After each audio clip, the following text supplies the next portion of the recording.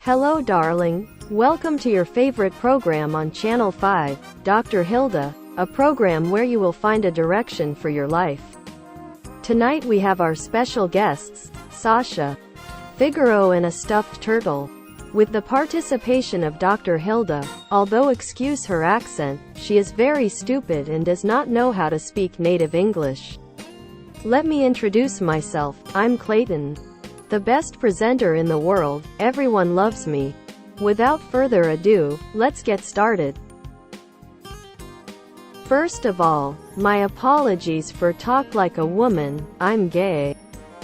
I present myself. I'm Figaro Perez and I'm a senior in high school and all I can think about is my next steps in life.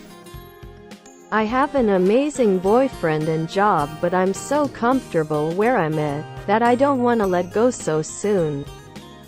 I have been considering going to college near my house even though I have dreams and scholarships outside the state. I know what's best for my future but I also know that staying here would be better for my relationship and mental health. I really don't know what to do. What would you do?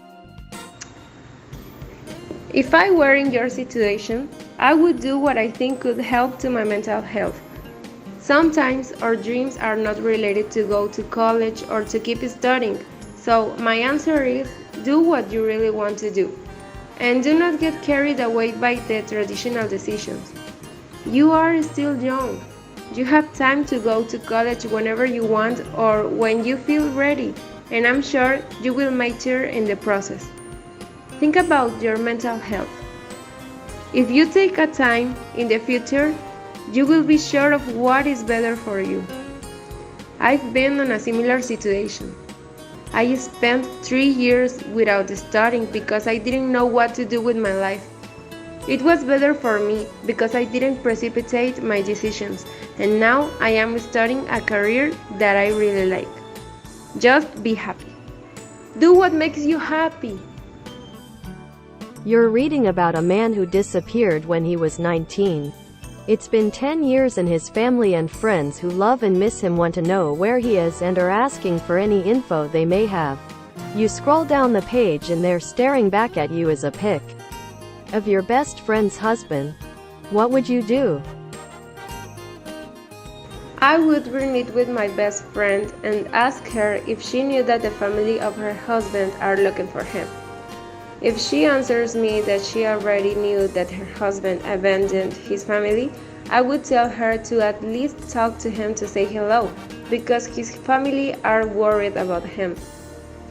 In case that she didn't know that he has a family who are missing him, I would suggest that we contact his family to let him know that he's alright. And if she says no, just keep my mouth shut, because in that case I'm out of the problem. Hi Dr. Hilda, I'm Sasha. A good friend gave me a birthday present that included a gift card. The card appeared to be new. The security code was covered over and had to be removed before the card could be used. Since my friend hadn't told me how much money was on the card, I checked online and saw the value was $1.82. I called the company's customer service and they assured me the card had been used and that was the remaining balance. This is a good friend who would not have deliberately given me a used gift card. So, should I mention this to her or simply thank her for the card and say nothing? If I were you, first of all, I would think why she gave me a card that is already spent. Option 1. Maybe she didn't have money and didn't check how much money was left on the card. Option 2. She forgot your birthday. Yes. And as a last resort, she found that card. She gave it to you thinking that it still had money.